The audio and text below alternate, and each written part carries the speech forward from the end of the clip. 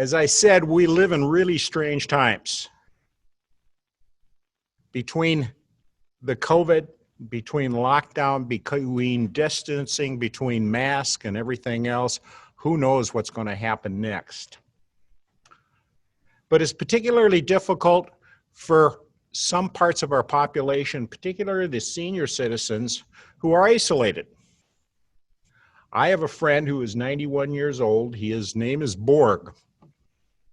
He lives at the Charter House. Charter House, pretty nice place. If you gotta stay someplace, it's a pretty nice place. It's like the Velvet Prison. He's been in prison since the middle of March with no real hope of getting out anytime soon. He's allowed to stick his head outside the apartment and wave to people down the hall, but that's about it. Now, every once in a while, he's allowed to walk outside. He's been over to Mayo for procedures a couple of times. That's about it. So I've tried to stay in contact with him.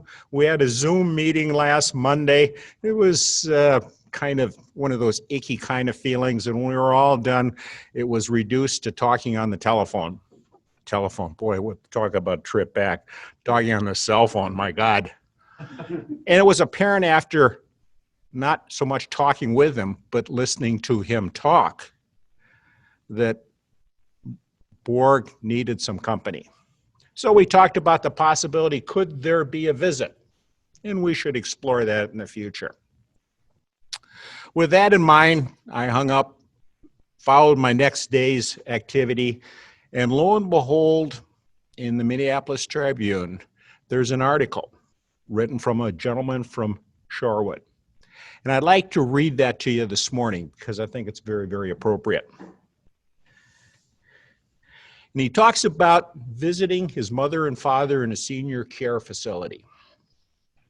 Recently, I traveled the short distance from my home to a senior care facility where both my parents resided in a memory care unit. For the last 4 months, Mom and Dad have been separated due to various problems associated with dementia, and that has ravaged their lives. Dementia issues have been haunting them for years. They're both in their 90s, and they've been married for over 70 years. Needless to say, the separation has been devastating for both them and the family. Add in the COVID situation, and the word overwhelming doesn't describe it. As my mother has grown weaker, I realized the need for my parents to see each other face to face while they are still able. Time is growing short. I requested that meeting to see if we could get the parents together, and I volunteered to be there for that event and to help if necessary. The time was set. It was a glorious sunny morning in the mid-70s on a COVID-supported environment with a little bit of wind. I arrived in the tent. I sat in the chair waiting for my parents' arrival. The question would always be, what would my parents bring to this meeting this morning? My mother is 92 years old. She has memory loss, loss of muscle control, and loss of thought process. What would Dad bring to this environment?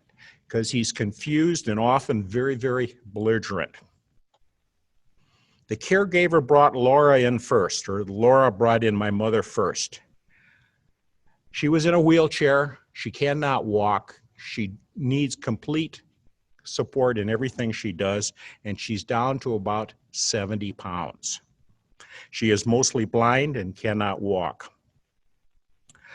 My mother appeared to be awake and conscious of things around her. I said, "Hi, Mom, how are you doing?" She didn't respond. So I sat next to her in our little COVID tent. About 5 minutes later, the caregiver came back to the tent with my 91-year-old father. He walked with great difficulty. He doesn't use a walker. He doesn't use a cane. He refuses to do so, as many senior citizens do. He suffered a stroke. His right side is impaired. But he has good and bad days. What would he bring that day? She walked Dad over to the tent and sat him in the chair next to my mother.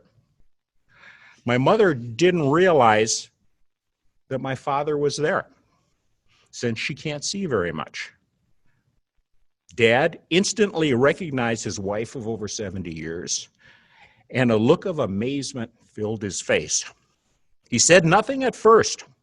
He just slowly walked over to Mom. He very gently placed his hand on top of her head and on her hands and said, "Patty, how's it going?" Mom recognized Dad's voice instantly. And she kind of looked up at him, but she can't see him because she's essentially blind. She says, "It's good. It's good." For about 30 seconds, they just stared at each other. The sunlight filtered through the branches. It was an incredible moment. They sat there for about 30 minutes. Nothing was said. The caregiver took my dad away, came back and got my mother, and it was a glorious time. Now, what does that have to do with anything? We're in a moment where we know lots of people who are either isolated by choice or isolated by circumstances, and they need social contact. I challenge everybody to reach out. We hesitate to do it because we don't want to bother them, as though they had something else to be bothered about. It's inconvenient. The time is wrong. But I tell you, the time is right, and the time is limited. Here's the rest of the story. At 3 o'clock this afternoon,